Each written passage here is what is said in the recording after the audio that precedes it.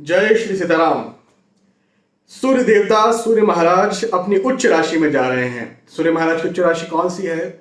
मेष राशि। मेष राशि में सूर्य देवता प्रवेश करेंगे कब? 14 तारीख को, 14 अप्रैल 2023 को। वैसे 14-15 बस सूर्य महाराज का गोचर या सूर्य देवता का राशि परिवर्तन इन्हीं दिनों में होता है, हर महीने, है ना। किसी भी राशि में सूर्य देवता एक महीना रहते हैं, है ना। तो सूर्य देवता के राशि परिवर्तन को हम कहते हैं संक्रांति। कई लोग ये समझते हैं कि केवल एक मकर संक्रांति नाम का त्योहार आता है। ऐसा नहीं है। मकर संक्रांति अपने आप में एक त्योहार है, लेकिन जब भी सूर्य देवता अपना राशि परिवर्तन करते हैं तो वो संक्रांति कहलाती है, और जिस राशि में वो राशि परिवर्तन होता है वो उसकी संक्रांति कहलाता है। तो मकर राशि में हो तो मकर संक्रांति, अभी हाल फिलहाल में मेष राशि में सूर्य देवता जा रहे हैं तो ये मेष संक्रांति है। मकर संक्रांति का अपना एक महत्व है, उससे दिन बड़े होते जाते हैं। भारत की यदि हम बात करें तो भारत में मकर संक्रांति का महत्व ज्यादा इसलिए है क्योंकि ठंड का समय चल रहा होता है, और मकर संक्रांति से ये माना जाता है कि तिल तिल तिल करके दिन बड़े होते जाते हैं। दिन बड़े होने का क्या महत्व होता है, वो सारी चीजें मैंने मकर संक्रांति के वीडियो में और फिर उस समय समझाई हैं, और भी मैं समझाते रहता हूं। लेकिन आज के टॉपिक पर हम वापस आते हैं, और ये जो मेष संक्रांति है, या फिर कहें 14 अप्रैल से लेकर के 15 मई तक सूर्य महाराज मेष राशि में रहेंगे। तो ये जो सूर्य देवता का राशि परिवर्तन है, सूर्य देवता का उच्च राशि स्थित होना है, ये आप सभी के लिए, हम सभी के लिए क्या प्रभाव लेकर के आया है, इस बारे में आज के इस वीडियो में मैं आपको बताने और समझाने जा रहा हूं। ठीक है, तो बिल्कुल ध्यान से सुनिए, समझिए, लेकिन इस बात को मेरी ध्यान रखिए, हमेशा ध्यान रखिए, हाँ, कि जो मेरे जो राशिफल होते हैं, मैं दूं या फिर कहीं पर भी आप राशिफल देखते हैं, सुनते हैं, पढ़ते हैं, इन्हें आप सार्वजनिक और सामान्य स्तर पर माने। इसकी वजह यह है कि ये भाई करोड़ों लोगों के लिए होते हैं। देखिए, यदि मैं बात कर रहा हूं मेष राशि की, तो मेष राशि किसी एक व्यक्ति की तो नहीं है, बहुत सारे लोगों की है। तो मैं ये बात हमेशा कहते रहता हूं कि ये सार्वजनिक और सामान्य स्तर पर है, क्योंकि ये ग्रहों के गोचरों की गणनाओं पर आधारित है। यदि आपको खुद के बारे में कोई सटीक, कोई एग्जैक्ट जानकारी चाहिए तो इसके लिए बहुत सारी चीजों का एक साथ मिला करके अध्ययन करना पड़ता है। आपकी लग्न कुंडली, आपकी सूक्ष्म कुंडली, आपकी दशाएं, अंतरदशाएं, प्रतंत्र दशाएं, सूक्ष्म दशाएं, बहुत सी और भी बहुत सारी चीजें होती है। भाई कभी आपके वास्तु के बारे में मैं पूछ सकता हूँ, बहुत सारी चीजें हो सकती है। तो उन सब चीजों का एनालिसिस करते हैं, तब जाकर के एग्जैक्ट परफेक्ट आपके बारे में जानकारी निकल के आ पाती है, इसलिए वो जानकारी बहुत ज्यादा सटीक होती है। तो आप सभी को एक बात मैं यहाँ पर ये कहना चाहता हूं कि यदि अपने जीवन का कोई बड़ा, कोई महत्वपूर्ण, कोई इंपॉर्टेंट डिसीजन आप ले रहे हैं तो आपको चाहिए कि आप अपनी कुंडली का अच्छे से विवेचन करवाएं, उसके बाद में ले। हाँ, रोजमर्रा के निर्णय ले रहे हैं, सामान्य निर्णय ले रहे हैं, सामान्य जिंदगी जी रहे हैं, कोई स्पेशल प्लान नहीं है इस वीक, इस महीने, तो आप बिल्कुल ये राशि परिवर्तन या साप्ताहिक राशिफल, दैनिक राशिफल, मासिक राशिफल देख सकते हैं। ठीक है, तो अब आगे बढ़ते हैं और मेष राशि से शुरुआत करते हैं कि क्या सूर्य महाराज क्या फल, क्या प्रभाव लेकर के आए हैं। हाँ, चलिए सबसे पहले मेष राशि की बात करेंगे। भैया मेष राशि में सूर्य महाराज आ रहे हैं, जैसा मैंने आपको बताया। तो मेष राशि के लिए क्या करेंगे? प्रतिष्ठा बढ़ाएंगे, मान सम्मान बढ़ाएंगे, आपकी तारीफें बढ़ा सकते हैं। मतलब जैसे मान के चले आपने कोई कार्य किया तो उसमें आपकी तारीफ हो। देखिए, कई बार क्या होता है ना, हम लोगों को ऐसा लगता है कि हम कुछ गलत किए जा रहे हैं या हमारे अंदर कमी है। मैंने कई सारे लोगों को, और खास तौर पर टीनेजर्स को, एक कॉन्फिडेंस की कमी से जूझते हुए देखा है, और उन्हें ये लगता है अपने आप में कि यार मेरे में ये कमी है, इस वजह से काम नहीं हो पा रहा है। जबकि एग्जैक्टली क्या होता है कि यदि कोई व्यक्ति कुछ करता है तो किस्मत कई बार साथ देती है, कई बार साथ नहीं देती है, और जब साथ नहीं देती है तो व्यक्ति अपने ऊपर पूरा उसका बोझा पूरा अपने ऊपर ढो लेता है कि भाई मेरी गलती थी, मैंने नहीं किया, मेरे अंदर जो है काबिलियत की कमी है, वगैरह वगैरह वगैरह। ये सूर्य महाराज जो है ना, ये प्रतिष्ठा देने वाले, आगे बढ़ाने वाले ग्रह होते हैं, और इनके इनके द्वारा मिलने वाली सफलता बहुत ज्यादा महत्वपूर्ण होती है, क्योंकि ये सफलता आपको पूरे विश्व में, पूरे विश्व में, पूरे समाज में, पूरे देश में, आपके अपनों में, या जो भी आपका एक सर्कल होगा वहां पर आपको फेमस कर देती है और सफल कर देती है। तो मेष राशि वालों के लिए यह समय प्रतिष्ठा को बढ़ाने वाला है। मतलब कि इस समय आपके साथ जो कॉन्फिडेंस की कमी पहले चल रही थी वो खत्म होगी, नया कॉन्फिडेंस बढ़ेगा और आपको लगेगा कि हाँ अब मैं मतलब मैं काबिल हूं। आपको ऐसा लगेगा, अपने अंदर का कॉन्फिडेंस बढ़ेगा, काबिलियत आपकी बढ़ेगी, आपके काम सफल होंगे और आप और ज्यादा आगे बढ़ेंगे। तो ये एक बहुत अच्छी बात है और तारीफें आपको मिलेंगी। तो पहले की भी आज जो समस्याएं, जो परेशानियां चल रही थी वो यहाँ पर मुझे खत्म होती हुई आपके लिए नजर आती है। ये एक बहुत अच्छी बात है आपके लिए। डिसीजन मेकिंग पावर और ज्यादा स्ट्रांग होगा, सोचने की शक्ति, सोचने की क्षमताएं और ज्यादा बढ़ेंगी, और मेरा मानना यह है कि आप जो है वो और ज्यादा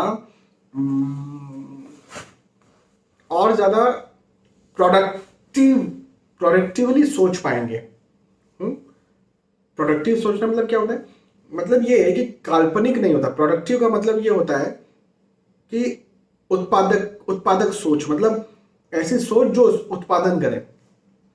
मतलब मैं कुछ भी सोचूं और बस वो सोचता रहूं, कल्पना में रहूं और काम करूं और उससे कुछ हो जाए कुछ नहीं, और मैं कुछ सोचूं और उससे कुछ हो, है ना। तो जो कुछ हो सोचने से उसको बोलते हैं उत्पादक सोच या फिर प्रोडक्टिव थिंकिंग। तो प्रोडक्टिव थिंकिंग यहाँ पर आपकी होगी। तो ओवरऑल तो मैं यही कह रहा हूं आपसे, मेष राशि वालों से, ये समय आपको आगे बढ़ाने वाला है, ये समय आपको सफलता दिलवाने वाला है, और आप जिस उद्देश्य से जो भी कार्य कर रहे हैं उन उद्देश्यों में आपको सफल करने वाला है। ठीक है ना, मेष राशि। अब मेष राशि के बाद वृषभ राशि की बात करते हैं। वृषभ राशि वालों के लिए कहूंगा कि भैया भौतिक सुख सुविधाएं यहाँ पर बढ़ने वाली है। भौतिक सुख सुविधाएं बढ़ेंगी। मकान, भूमि, गाड़ी, वाहन खरीदना चाहते हैं खरीद सकते हैं, बनाना चाहते हैं बना सकते हैं। एक और चीज मुझे यहाँ पर आपके साथ बनती हुई अच्छी बनती हुई नजर आ रही है कि यदि कहीं आप पहले से अपने नौकरी, अपने व्यवसाय, अपने बिजनेस में तंग चल रहे थे, परेशान चल रहे थे, या रुकावटें चल रही थी, या परेशानियां चल रही थी, कोई फाइनेंशियल प्रॉब्लम चल रही थी, कस्टमर क्लाइंट्स नहीं आ रहे थे, नौकरी कर रहे हैं तो वहां पर ऐसी कुछ स्थितियां थी कि मतभेद थे, आर्ग्यूमेंट से, या इंक्रीमेंट नहीं हो रहा था, या प्रमोशन नहीं हो रहा था, या पैसा नहीं मिल रहा था, वो सारी समस्याएं यहाँ पर खत्म होती हुई नजर आती है। और आपको वो सब चीजें जिसके लिए आप इंतजार में हैं, जिसके लिए आप मेहनत कर रहे हैं, जिसकी आप प्रतीक्षा में हैं, मिल जाए, ऐसा मुझे यहाँ पर इस समय इस वक्त बनता हुआ नजर आता है। तो ये बहुत अच्छी बात है। अच्छा, ये तो एक बात हो गई। अगली बात ये कि यदि आप स्टूडेंट हैं, आप पढ़ाई लिखाई कर रहे हैं, तो स्टूडेंट्स के लिए, पढ़ाई लिखाई करने वालों के लिए ये वक्त मुझे बहुत अच्छा दिखता है, बहुत बहुत अच्छा दिखता है। और मैं एक बात ये भी कहूँगा यहाँ पर कि यदि कहीं एग्जाम दे करके रखी थी तो पॉजिटिव रिजल्ट्स आपका मिल जाए, ये भी योग है। यदि रिजल्ट लेने जा रहे हैं तो पॉजिटिव रिजल्ट रहे, है ना। एग्जाम अच्छी जाए, एग्जाम देने जा रहे हैं तो अच्छी एग्जाम दे पाए, है ना। तो ये समय वृषभ राशि वालों के लिए, मेष राशि वालों के लिए, वृषभ राशि वालों के लिए, दोनों ही राशि वालों के लिए आसान है, आसानी से दिलवाने वाला है, और पहले की जो समस्याएं चल रही थी उन्हें खत्म करने वाला है। तो अच्छा समय है। इस समय का आपको लाभ उठाना चाहिए, फायदा उठाना चाहिए। और आपके लिए मेरा कहना यहाँ पर ये बनता है कि पॉजिटिव रहना चाहिए। देखो, वैसे तो हमारे पास कोई ऑप्शन ही नहीं है, बीइंग ह्यूमन, क्या हमारे पास कोई ऑप्शन है कि हम पॉजिटिव ना रहें? आप बोले कि मुझे सफलता नहीं मिलेगी, मैं क्यों पॉजिटिव रहूं? अरे बाबा, पहली बात तो पहले से पता नहीं कि सफलता मिलेगी कि नहीं मिलेगी। चलो मान के चलें कि आपको सफलता नहीं मिलेगी, तो भी आप नेगेटिव होकर के अपने स्वास्थ्य को खराब कर रहे हैं, है ना। तो आपको पॉजिटिव तो रहना ही पड़ेगा, हमारे पास इसके अलावा कोई ऑप्शन ही नहीं है। लेकिन वृषभ राशि और मेष राशि वालों दोनों के लिए मुझे यहाँ पर सफलता के योग दिखते हैं। तो मैं दोनों के लिए कहूंगा बी पॉजिटिव।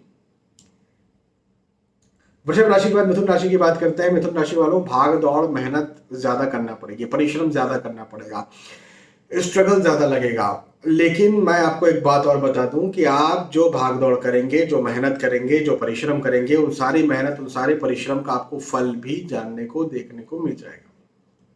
शुरू में शुरुआती 15 दिन 20 दिन ऐसा लग सकता है कि यार मुझे वो चीज़ नहीं मिल रही है जिसके लिए मैं मेहनत कर रहा हूँ, जिसके लिए मैं भाग दौड़ रहा हूँ। लेकिन बाद में मैं ये समझता हूँ कि आपको वो सफलता जरूर से मिल जाएगी। तो लाभ के योग है, उन्नति के योग है, सफलता के योग है। लेकिन शुरुआती 15-20 दिन हो सकता है ये फील ना हो, या 10 दिन भी, शुरुआती 10 दिन भी बोल सकते हैं कि शुरुआती 10 दिन 15 दिन या कभी कभी 20 दिन भी हो सकता है कि किसी किसी को स्ट्रगल फील हो। लेकिन उसके बाद में ये पीरियड आपको वो चीज देगा जिसके लिए आप मेहनत करें। तो मिथुन राशि वालों के लिए आधा समय भगाने दौड़ाने वाला है, परेशान करने वाला है, लेकिन सेकंड हाफ अच्छा है। तो बोलते हैं ना, अंत भला तो सब भला, तो वही मिथुन राशि वालों की कहानी है। अच्छा है, अच्छा वक्त है। मिथुन राशि के बाद में कर्क राशि वालों के लिए कहूंगा कि धन वृद्धि के योग हैं। ये समय आपके धन में, आय में, इनकम में, पैसों में वृद्धि करेगा, बहुत अच्छी बात है। उन्नति दिलवाने वाला है, आपके काम काज में, नौकरी व्यवसाय प्रोफेशन में आपको उन्नति मिल सकती है। भैया अप्रैल का, मार्च का, मई का ये वक्त ऐसा होता है जिसमें यदि आप नौकरी कर रहे हैं तो नौकरी में आपको उन्नति मिलती है, कई बार प्रमोशन मिलता है, कई बार इंक्रीमेंट मिलता है, कई बार अप्रेजल मिलता है ना। तो बस वही बात है कि कर्क राशि वालों के लिए वही अप्रेजल, उन्नति के योग हैं, सफलता के योग हैं। अब सफलता सिर्फ कैरियर में नहीं, आप जो भी कार्य करते हैं, आप नौकरी करते होंगे, व्यवसाय करते होंगे, प्रोफेशनल होंगे तो कैरियर में तो है ही, लेकिन पढ़ाई लिखाई करते होंगे, पारिवारिक सफलता के योग हैं। आप स्वास्थ्य ठीक करना चाहते हैं, कुछ आप स्वास्थ्य को लेकर के कुछ कर रहे थे, मेहनत कर रहे थे, मेहनत में से कि भाई योगा कर रहे थे, एक्सरसाइज कर रहे थे, डाइट प्लान कर रहे थे, या फिर कोई डॉक्टर को दिखाया था, जो भी है, स्वास्थ्य के पीछे कुछ लगे हुए थे, पड़े हुए थे, तो स्वास्थ्य में भी आपको सफलता जानने को, देखने को मिल जाएगी। ठीक है, चलिए कर्क राशि की बात थी। कर्क राशि के बाद में सिंह राशि की बात करेंगे। सिंह राशि वालों के लिए कहूंगा कि यह वक्त भाग्य वृद्धि का वक्त है। भाई देखो, सिंह राशि होती है सूर्य महाराज की राशि, और सूर्य महाराज उच्च राशि के हो रहे हैं। तो जिनकी राशि सिंह राशि है और जो ग्रह उच्च राशि के हो रहे हैं, तो अपनी राशि के लिए तो ये भाग्य को बढ़ाने ही वाले हैं। राशि स्वामी उच्च के हो रहे हैं, मतलब प्रतिष्ठा बढ़ेगी, और वो भी सूर्य जैसे ग्रह उच्च के हो रहे हैं, तो प्रतिष्ठा बढ़ेगी, सम्मान बढ़ेगा, मान बढ़ेगा। और प्रतिष्ठा और सम्मान और मान कब बढ़ता है? तो ये तब बढ़ता है जब आप सफल होते हैं। भाई सीधी सी बात है ना, यदि आप स्टूडेंट हैं, आपके अच्छे अंक आए तो प्रतिष्ठा मान सम्मान बढ़ेगा। यदि आप नौकरी लग गई, बिजनेस अच्छा चल गया, तो प्रतिष्ठा मान सम्मान बढ़ता है। शादी के बाद प्रतिष्ठा बढ़ जाती है। हाँ, जब किसी लड़के की या लड़की की शादी होती है, नई नई शादी होती है, तो उससे लोगों के बात करने के ढंग चेंज हो जाते हैं, है ना। तो ये बहुत अच्छी बात है, प्रतिष्ठा बढ़ जाती है। तो ये वक्त सिंह राशि वालों को प्रतिष्ठा देने के लिए आया है, भाग्य वृद्धि देने के लिए आया है। भाग्य वृद्धि का मतलब प्रतिष्ठा भी हो जाएगा, धन भी हो जाएगा, पढ़ाई लिखाई भी हो जाएगा, स्वास्थ्य भी हो जाएगा। तो सिंह राशि वालों के लिए समय बहुत अच्छा है, बहुत उन्नति कारक है, आगे बढ़ाने वाला है, कुछ दिलवाने वाला है। हाँ, मेहनत कीजिए, अपने लक्ष्य को निर्धारित रखिए, जो भी आपका लक्ष्य है उस लक्ष्य पर चलते रहिए, और आपको वो चीज मिल जाएगी जिसके लिए आप प्रयास कर रहे हैं। ठीक है, चलिए सिंह राशि के बाद में कन्या राशि की बात करते हैं। कन्या राशि वालों के लिए कहूंगा कि यात्राओं के योग बनते हुए आपके लिए मुझे नजर आते हैं। एक जगह से दूसरी जगह जाना, यात्राएं करना, ट्रांसफर भी हो सकता है। और यदि कहीं आपका लक्ष्य फॉरेन सेटलमेंट है, या फॉरेन को लेकर के कोई काम या कोई बात, कोई चीज अटकी हुई है, रुकी हुई है, तो वो चीज यहाँ पर आपको मिलेगी। मतलब उसमें आपको सफलता मिलेगी, ये बात मैं आपसे कह सकता हूँ। तो एक चीज तो ये। दूसरी बात ये कि खर्चे यहाँ पर ज्यादा हो सकते हैं। अपने खर्चों पर आपको संयम बरतना है, खर्चों पर काबू रखना है।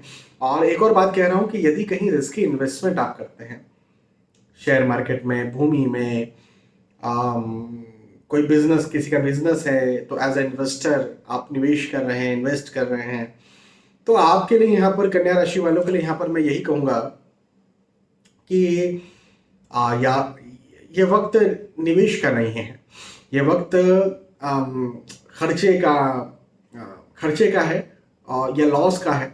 तो निवेश का नहीं है, महंगी चीज़ें लेने का नहीं है, या कोई कोई ऐसी चीज़ जो आपके मन को बस सुख दे कि भाई ये खरीद लो खरीद लो खरीद लो।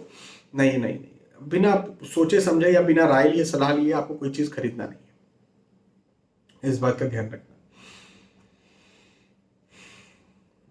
हाँ, यात्राओं के योग हैं, यात्राएं अच्छी होंगी, आपको सफलता दिलवाने वाली होंगी, ये बात मैं कह सकता हूँ।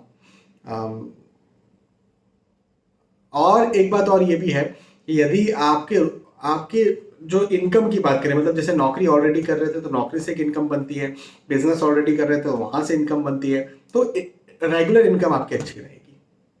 ठीक है। कन्या राशि के बाद में तुला राशि की बात करते हैं। तुला राशि वालों के लिए कहूंगा कि विवाह के योग, सूर्य महाराज विवाह के योग बनाएंगे। विवाह ना हो तो कम से कम विवाह तय हो जाए, या विवाह तय ना हो, विवाह ना हो, लेकिन कम से कम रिश्ता देखना शुरू कर दें। ऐसे योग भी मुझे आपके लिए यहाँ पर तुला राशि वालों के लिए बनते हुए नजर आते हैं। मित्रता के योग हैं, यात्राओं के योग हैं, यात्राएं जिन उद्देश्यों से आप कर रहे हैं उन उद्देश्यों में सफलताओं के योग हैं, उन्नति के योग हैं। आप जो चीज़ पाना चाहते हैं वो चीज़ पा लें, ऐसे योग हैं, चाहे वो पढ़ाई लिखाई हो, चाहे नौकरी व्यवसाय प्रोफेशन हो। तुला राशि वालों के लिए समय बहुत अच्छा है। इस समय का आपको लाभ उठाना चाहिए। आपका जो भी लक्ष्य है उस लक्ष्य के प्रति लग जाइए, मेहनत कीजिए, सफल बनिए। सीधी सी बात, सीधा सा मंत्र आपके लिए है कि तुला राशि वालों के लिए मंत्र यह है कि मेहनत कीजिए और सफल बनिए। तुला राशि के बाद में वृश्चिक राशि की बात करते हैं। वृश्चिक राशि वालों के लिए कहूंगा कि मानसिक तौर पर थोड़ा परेशान रह सकते हैं। मतलब ये कि चिंता, तनाव, कहीं ऐसा ना हो जाए, कहीं वैसा ना हो जाए, इस प्रकार की स्थिति आपके साथ लगी रह सकती है। ये एक मुझे समस्या आपकी दिखती है, और जिसमें आप ज़्यादा सोचें, ज़्यादा विचारें, ऐसा कुछ होगा, ये मुझे आपके साथ दिखता है। लेकिन ये होगा, लेकिन सफलता भी होगी। आप थोड़ा चिंता होता है ना, कई बार हम किसी चीज़ को लेकर के चिंता करते हैं। हाँ, मैं कल एक शादी में गया, तो एक फंक्शन में गया मैं एक्चुअली। तो वो फंक्शन में उनके पिताजी बड़ी चिंता कर रहे थे कि ये कैसे होगा, ये कैसे होगा। तो आज मैंने उन्हें कॉल किया कि कैसा रहा, तो बोले बहुत अच्छा हुआ। तो मैंने कहा कल तो आप बहुत चिंता कर रहे थे। बोले हाँ, चिंता तो होती है ना। हाँ। तो वो फंक्शन थोड़ा सा उन्होंने बड़ा किया था। तो एक्चुअली हम कई बार चिंताएं करते हैं, और वो जो हम चिंता कर रहे हैं वो चिंता भी निकल जाती है, वो समय भी अच्छा सफलता के साथ निकल जाता है, और बस यादें रह जाती है, पॉजिटिव यादें रह जाती हैं। तो चिंता करके आज के समय को खराब न करें, क्योंकि ये वक्त आपको सफलता दिलवाने वाला है। यात्राओं के योग हैं, जिन उद्देश्यों से आप यात्रा कर रहे हैं उन उद्देश्यों में आपको लाभ मिलेगा। मैं वृश्चिक राशि वालों के लिए यही जरूर कह सकता हूं, तो यात्राएं कीजिए। हाँ, एक चीज जरूर है कि आपके शत्रु बन सकते हैं, आपके हिडन एनिमीज या डायरेक्ट एनिमीज बन सकते हैं, तो हर किसी पर विश्वास करने का ये वक्त नहीं है। चलिए, वृश्चिक राशि के बाद में धनु राशि की बात करते हैं। धनु राशि वालों के लिए कहूंगा कि आप अपनी बुद्धि से अपने भाग्य का निर्माण कर लेंगे। आप जो सोच रहे हैं, आप जो प्लानिंग कर रहे हैं, आप जो योजना बना रहे हैं, बनाइए बनाइए बनाइए। मेहनत के योजनाओं पर मेहनत कीजिए, अपनी सोच पर मेहनत कीजिए, अपनी बुद्धि पर मेहनत कीजिए, है ना। प्लानिंग्स बनाइए, लिखिए, कागज पर लिखिए, सोचिए। ये वक्त आपकी बुद्धि से आपके भाग्य का निर्माण करने के लिए आया हुआ है। तो योजना बनाइए, अच्छा सोचिए, ज्यादा सोचिए, और खास तौर पर चूंकि डिसीजन स्ट्रांग होगा तो डिसीजन लीजिए, बैठना नहीं है। खास तौर पर जो स्टूडेंट्स हैं उनके लिए तो ये वक्त वाजिब बहुत अच्छा है, बहुत शानदार है। तो धनु राशि वाले जो भी हैं, देखो बुद्धि की तो हर किसी को जरूरत होती है। आज जो खुद को स्टूडेंट समझे या ना समझे, हालांकि मैं खुद को स्टूडेंट समझता हूँ कि मुझे तो लगता है कि पूरे जिंदगी भर मुझे सीखना ही है। भाई, ज्योतिष का क्षेत्र एक अथाह सागर है। इस दुनिया में कितने ज्योतिष ऐसे हैं आज की तारीख में जिनको 100% ज्योतिष का ज्ञान है। कौन कह सकता है ऐसा? कोई नहीं कह सकता, मैं भी नहीं कह सकता, कोई भी नहीं कह सकता। और कोई कहता है तो मतलब ये उसकी मूर्खता है। है ना। मतलब वो सबसे बड़ा प्रज्ञानी है जो ये कहे कि मुझे ज्योतिष का पूरा ज्ञान हो गया है। तो ज्योतिष का ज्ञान, मैं आपको एक सच्चाई बताऊं, ज्योतिष का ज्ञान मरते दम तक, मेरा मानना ये है कि मरते दम तक 100% नहीं हो सकता, क्योंकि इतना अथाह है ये हमारे आज का जो मॉडर्न साइंस है इसका नॉलेज 100% आप ले सकते हो, लेकिन जो एंशियंट साइंस है, जो पुराने साइंस है, पुरातन विज्ञान है, उनके नॉलेज 100% आज की तारीख में तो कम से कम आप नहीं ले सकते, मेरा मानना ये है। लेकिन अधिक से अधिक सीखते जाओ, ये जरूर है कि सीख सकते हैं। तो मेरा मानना वही है कि मरते दम तक मैं तो सीखते रहूंगा, तो मैं तो मरते दम तक स्टूडेंट रहूंगा। तो यहाँ पे ये कहना, धनु राशि वालों के लिए कहना है मुझे कि आप जो भी कार्य करते हो, आप पढ़ाई लिखाई करते होंगे, आप नौकरी व्यवसाय करते होंगे, आप जो भी करते होंगे, आपकी बुद्धि इस समय बहुत अच्छा आपका साथ देगी। तो सीखिए, क्योंकि जो इस समय आप सीखेंगे उसको अच्छी तरह से अप्लाई भी कर पाएंगे। ठीक है, तो ये धनु राशि की बात थी। धनु राशि के बाद में मकर राशि की बात करते हैं। मकर राशि वालों के लिए कहूंगा कि आप अपने स्वास्थ्य का ध्यान रखिए। मकर राशि वालों, अपने स्वास्थ्य का ध्यान आप नहीं रखेंगे, अपने स्वास्थ्य का ध्यान रखिए। कोई बड़ी छोटी बीमारी है तो अपना ध्यान रखिए, क्योंकि खासतौर पर छाती संबंधी समस्या आपको तंग कर सकती है, या फिर आप यदि हृदय रोग जैसे हार्ट डिसीज के यदि आप पेशेंट हैं तो वो आपको तंग कर सकती है समस्या। थोड़ा सा इस बात पे आपको ध्यान रखना चाहिए मकर राशि वालों को। और